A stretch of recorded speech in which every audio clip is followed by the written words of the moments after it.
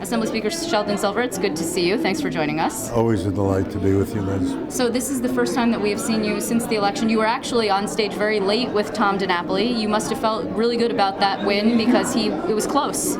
I think it was a good win, an important win for one of the most decent elected officials I have ever met in my entire career. Were you surprised by how strongly Harry Wilson managed to run? I mean, he was an unknown. He's a Republican in a Democratic state. He did put quite a bit of his own money in, but he's a newcomer. I think both of them were basically relatively unknown. I think the newspapers, without really knowing Tom DiNapoli across the state, voted, determined to endorse Harry Wilson, and I think the public saw better of it. Do you think that it was, had Andrew Cuomo endorsed him, the governor-elect now, it would have been better for Tom DiNapoli, an easier go of it? I think that the public made a good decision. They compared the two records, and it was clearly a race of Main Street versus Wall Street, and the public decided on Main Street. There was some criticism that he was too close to you, that he wasn't independent enough. Do you believe that he's sufficiently independent? What's your response to that? I think you can look at his criticisms over the last 2 years on budget issues, on bonding issues, and determine for yourself that he has been an independent controller, and there is nothing wrong with people liking each other or being friends with each other and doing their job appropriately. It was a difficult election across the board. I mean, and the Senate is still hanging in the balance, and you lost some seats. Do you know, at this point, Brian Kolb, the Assembly Minority Leader, says 4 or 5 seats maybe are going to absentee ballot. At one point, there were projections there would be as many as a dozen seats lost. You fought very hard. Well, I think that was the job of the Democratic Conference to re-elect as many members as possible. It's not a matter of me fighting very hard or not fighting very hard. It's making sure that the members had the resources to get the messages out. Anger doesn't get people elected. And track record, I think, worked in most cases.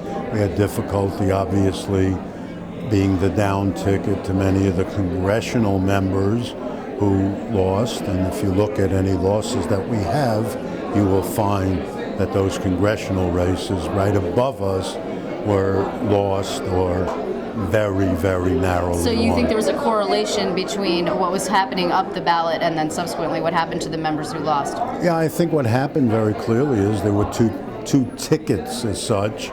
You had the statewide ticket. In most cases, you then had an interlude of judicial candidates, and then Congress, Senate, Assembly. And I think there were, the coattails of the top didn't hold through because of that interlude.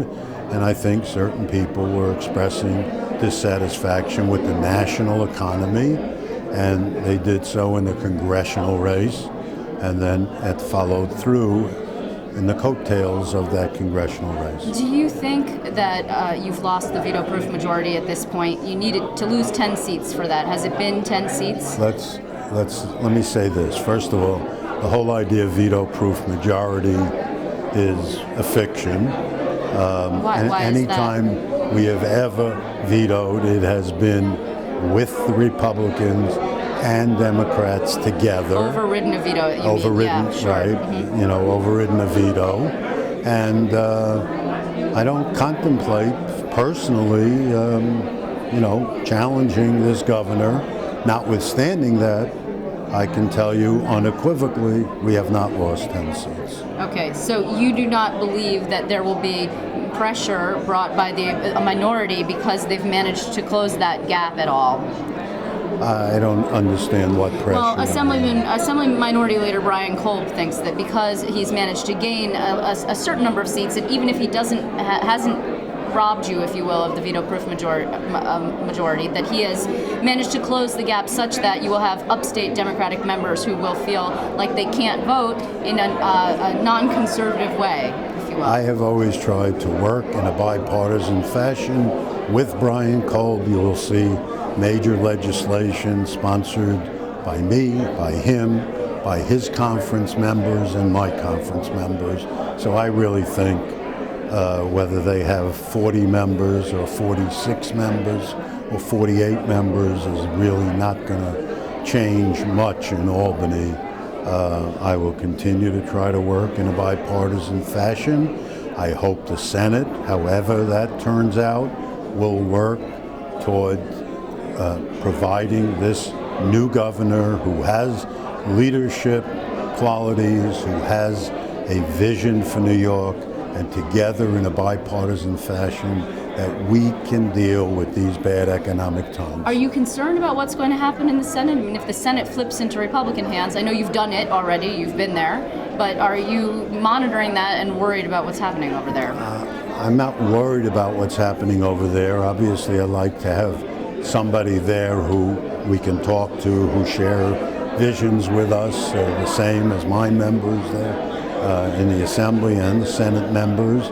And I would hope that in this time of economic downturn across the country, that New Yorkers can come together, notwithstanding party labels, and do what's right for the people of New York. Are you coming back at all to Albany? There was some talk that you would not, in fact, come back for the session that the current governor, David Paterson, has called for the 15th. Today he's out saying, in fact, there's a $315 million hole in the budget. This current budget, he wants a $375 million cut, so then some of the vetoes earlier this year could be restored. Do you expect that you will be able to work with him on that and that you will be able to come back to Albany prior to January 1st?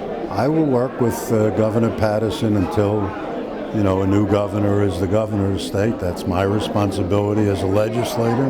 That's every member of the legislature's responsibility. Whether there is, obviously, at this time, you consult with the governor-elect, and I'm sure that Governor Paterson is doing likewise. And, if he wants to restore vetoed items, then he never should have vetoed them to begin with. So do you think, does Andrew Cuomo want the legislature to come back? That now that you've been speaking with him, does he want the legislature to come back and do these cuts? We haven't talked about that.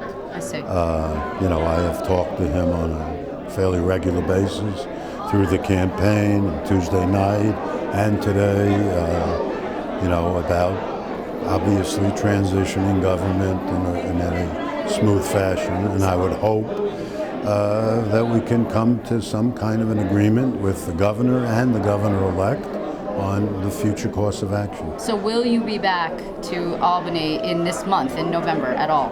I can't tell you that right now. I think if there's unfinished business before the end of the year, certainly we will do what we have to do. Okay, thank you very much, Assembly Speaker Sheldon Silver. It's great to see you. Thank you.